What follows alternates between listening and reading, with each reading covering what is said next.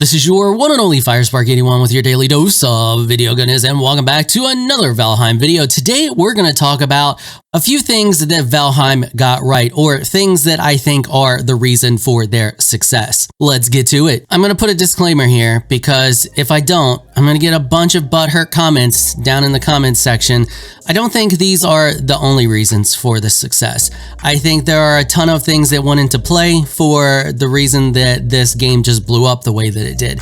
These are just a few things that I've observed that I think led to the overall success of the game. Now, if you don't agree with me, that's fine, perfectly fine. Jump down there in the comments and just let me know what you think are the reasons for their success.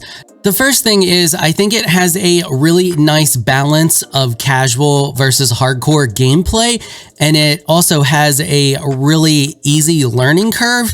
Now, some of the mechanics in the game are relatively complex, but they're not so complex that you can't get a general understanding of them enough to be able to deal with them in the game. And there's a lot of games out there that don't get this ratio quite right. Their game is either really hardcore, which doesn't leave any entry for casual gamers, or they go too easy and too casual focused, and then the people who enjoy a more hardcore experience can't get invested into the game because there's just not enough there for them to be invested in. I feel like Valheim nailed this ratio of hardcore to casual, because it's one of those games where you can have worked all day and you can come home and you can just build in the game if you want to. When you got your few hours of gameplay that you got for the night after the kids are in bed and all that stuff, you don't want to do anything too crazy. You can just log in, harvest a little bit, build for a little bit, tend your garden. If you really want, maybe go kill a troll or something like that.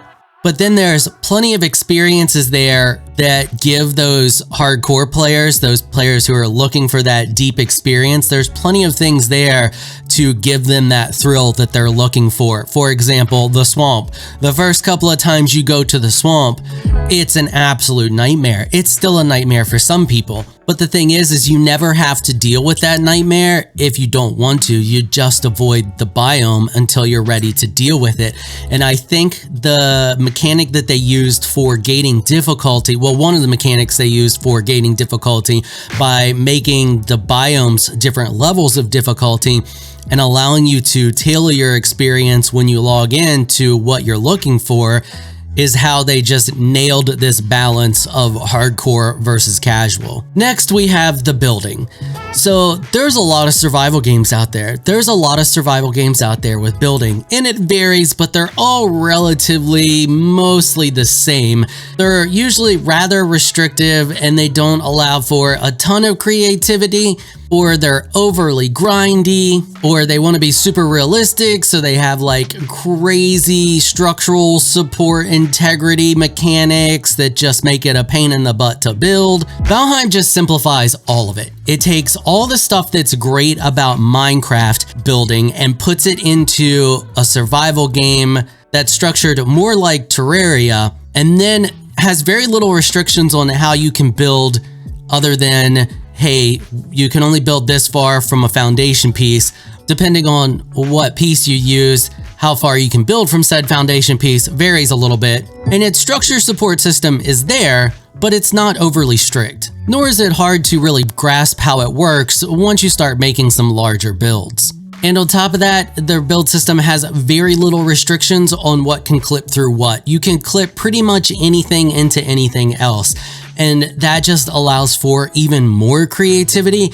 I can't think of another survival game right offhand that allows for clipping like this game does.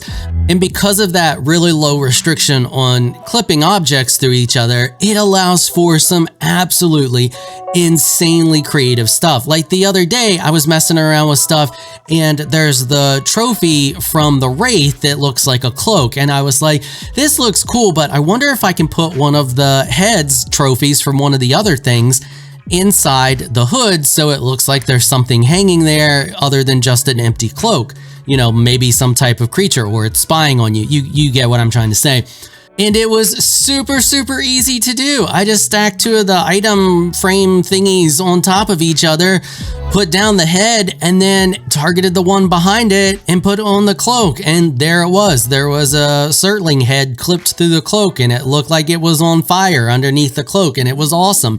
There's just so many different things you can do with the game because of its low restrictions on how things clip through each other. And I really hope that this isn't something that's a byproduct of it being in early access. I hope this is something that they leave in the game because of the way it allows for so much creativity. I think that if they were to all of a sudden put a ton of restrictions on clipping and how objects clip through each other, it would be an absolute detriment to the game overall. And the other thing is that building isn't super resource intensive. You're looking at a couple of resources per each build piece that you use, and on top of that, if you destroy anything at all, you get all of the resources back for it. So there's absolutely zero punishment if you make a mistake.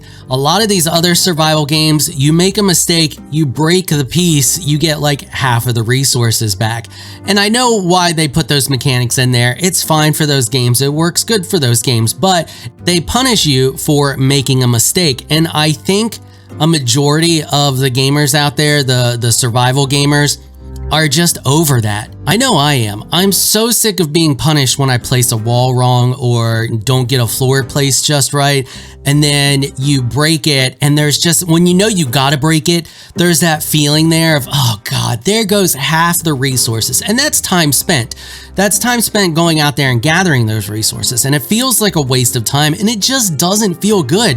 It's a terrible feeling when you're like, oh God, this whole wall, I placed them all backwards. Now I gotta go through and delete them, or all of these floorboards for all of you out there who all of your floorboards have to be facing the right way. You realize you have a bunch of them facing the wrong way, and then it's, oh God, there goes half the resources. That means I'm gonna be able to replace half of these floor pieces before I have to go out there and spend another 20 minutes or however long harvesting more resources so that I can continue my build. It's just not a good feeling. Once again, I understand why they put it in there. They put it in there to extend the gameplay out, get you playing longer, and it's part of the grind, but I'm over it. I don't know about the rest of you. Let me know down in the comments section. I'm over the being punished for placing a wall wrong or anything wrong. I'm tired of it. It's so overplayed. Minecraft doesn't do it, and I think that's one of the reasons that Minecraft is so successful. Is like, you place something wrong, who cares? You just pick it back up and replace it. Not a big deal. You don't have that punishing feeling over and over and over again every time you place something wrong. Nor do you have that feeling when you're building of, oh my God, I have to place everything just right, because if I place something wrong, I'm going to get that feeling again of wasted time because I have to break the piece. And I think that giving all of the resources back when you have to break a piece was an absolutely fantastic game design decision for the devs. Continuing on, next on the list is art and aesthetics. Now, I know this game gets a ton of hate for their choice to make this look like an old PlayStation game, but it really doesn't. I know that they say that that's the aesthetic they were going for, but it doesn't. Once you get into the game and you see that it has volumetric lighting, clouds, fog, all of that stuff, PlayStation 2 did not have any of that stuff. That mix of the new with the older style and the low poly models is just fantastic. The game is beautiful. I think the game is beautiful. Many other people do as well. And I know the low poly models can be a little off-putting, but the combination of the low poly, low texture stuff with the cool lighting and the fog and clouds and all of that is the reason this game is only like a gig. And I see a ton of people going, I can't believe this game was only a 1 gig download. Well, the reason why is because it's low texture, low poly. The more you start to increase your poly count, the more you start to make more in-depth textures and you're layering textures and all of this stuff, the quicker that file size just starts to skyrocket. That stuff adds up really quick. And on top of that, you start to need more and more powerful hardware in order to run the game. You don't need the highest of high-end hardware to run this game. If you have issues with the current lighting and fog and all that stuff and the bloom and the light rays and all of that, you can just turn all of that stuff off. Yeah, it doesn't look quite as good when you have to turn it off, but it's already got a low file size. the textures aren't very complex, and you can run it on a low-end machine relatively easily. I mean, come on, its minimum requirements are a 2.6 GHz quad core or similar, a whole 8 gigs of RAM, and a GeForce GTX 950 or Radeon HD 7970 and DirectX version 11 with 1 gig storage space. That's it. And that means so many more people out there who can't afford super expensive hardware can just jump in and play this game with little to no issues. And last but not least is the progression system, and this kind of goes with the first thing on the list, but it's different enough that I wanted to give it its own separate listing here. The way they gated progression in this game and tying it specifically to the bosses and the biomes, I think was an absolutely fantastic decision on their part. It's not only somewhat unique to this genre, but it's also kind of refreshing in the way that it works. Like, I get so sick of progression just being based on levels. There's so many games out there who have done that. Like, you level up, you unlock stuff. You level up, you unlock stuff. It's so overplayed and you see it so much that I think a majority of people have just become kind of numb to it. Like, it's just what you expect when you go into a game. So when you go into Valheim and you realize that progression doesn't work that way, it's kind of like, oh wow, and you get this feeling of, in this sense of like new, and this sense of excitement, because now all the progression is locked behind these bosses, these big bads that you have to fight in order to get to the next level of tech. So I can't just run around and grind out all these levels and then be super OP. Now I have to use everything I have at my current tech level to be able to take on this boss and fight it in order to unlock the next tech level. And it creates just this sense of not only challenge, but excitement at the same time. And then this massive sense of accomplishment once you've beaten the boss. And all of those things combined together is just a knockout combo. If I had to name one thing that I think the developers at Iron Gate really excel at, it's balancing of risk versus reward. A lot of people and a lot of developers don't understand how much the balancing of risk versus reward plays a part in game development. I feel like nowadays we see a lot of cookie cutter stuff. One game is successful and then you see a ton of other game companies out there just stamp out something that's very similar, but they can't make an exact copy of said game, so they have to do some things slightly different. And when they make those little tiny bits of changes here and there, it screws up that risk versus reward system, or screws up whatever made that original game popular in the first place.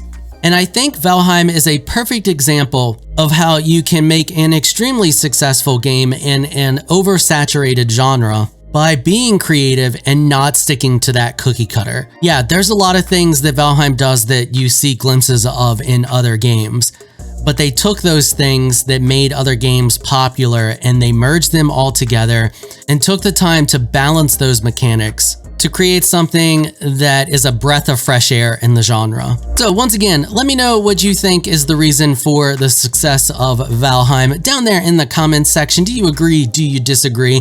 And if you enjoyed this video, consider hitting the subscribe button and the notification bell so you can be notified when I upload other Valheim content. And I don't just cover Valheim, I cover all kinds of different games, so you never know when I'm going to be making content for a game that you may be playing.